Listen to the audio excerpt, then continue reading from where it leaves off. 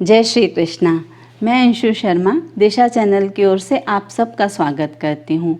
आज हम आपको कर्मफल से संबंधित एक बहुत ही रोचक कहानी सुनाएंगे। इस कहानी से आपको ये ज्ञान प्राप्त होगा कि कर्म का फल किस तरह से प्राप्त होता है।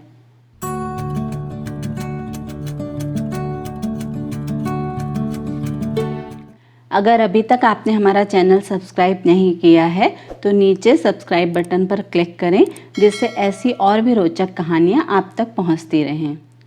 बहुत समय पहले की बात है, एक प्रतापी राजा थे।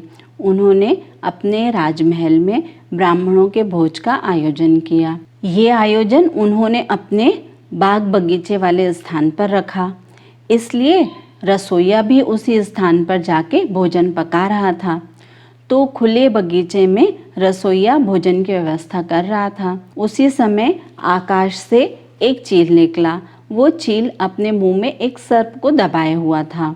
जब चील उस सर्प को मुंह में दबाए हुए उस बगीचे के ऊपर से जा रहा था, उसी समय उस सर्प ने चील को डसने की कोशिश की, जिससे कि जहर की कुछ बूंदें उस बर्तन में गिर गईं जिसमें कि ब्राह्मणों के लिए भोजन पकाया जा रहा था। अब रसोइया भी इस बात से अनभिज्ञ था। उसे जरा भी आभास नहीं हुआ कि ऐसी कुछ घटना हो गई है। फलस्वरूप भोजन जहरीला हो गया और यह भोजन ब्राह्मणों ने कर लिया, जिसके कारण सभी ब्राह्मणों की मृत्यु हो गई। एक साथ इतनी संख्या में ब्राह्मणों की मृत्यु हो जाना अच्छी बात नहीं कही जा सकती, और यह तो घोर पाप हुआ। अब भगवान के सामने ये प्रश्न उठा कि इस पाप की सजा किसको दी जाए।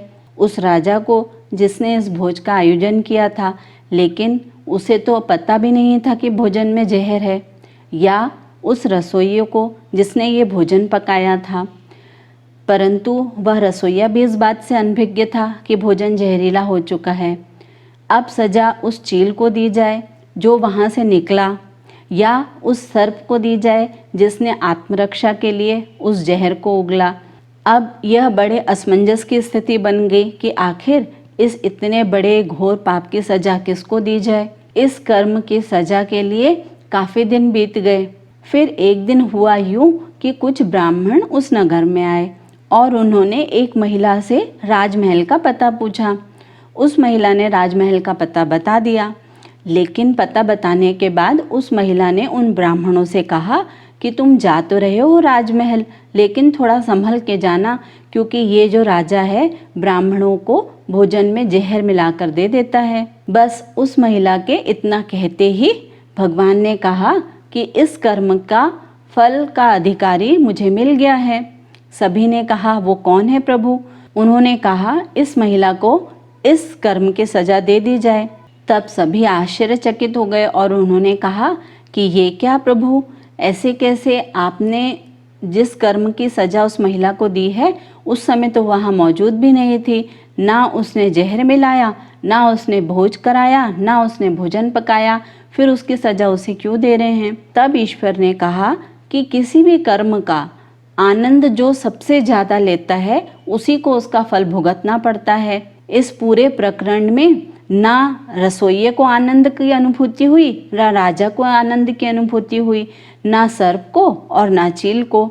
लेकिन इस घटना से सबसे ज़्यादा आनंद और सबसे ज़्यादा रस इस महिला को ही मिला है, इसलिए इस कर्म की सजा इसे ही भुगतनी पड़ेगी। इस तरह हमें यह शिक्षा मिलती है कि कर्म के फल की व्याख्या इतनी आसान नहीं है। कई बार हम सोचते हैं कि हमने तो कोई बुरा कर्म किया ही नहीं है, फिर हमें सजा क्यों मिलती है। इसलिए हमें सोच समझकर कर्म करने चाहिए। तो इस तरह हमने जाना कि हमें हमेशा अच्छे कर्म करने चाहिए और किसी के भी बुरे कर्मों की आलोचना नहीं करनी चाहिए। धन्यवाद। जय श्री कृष्ण।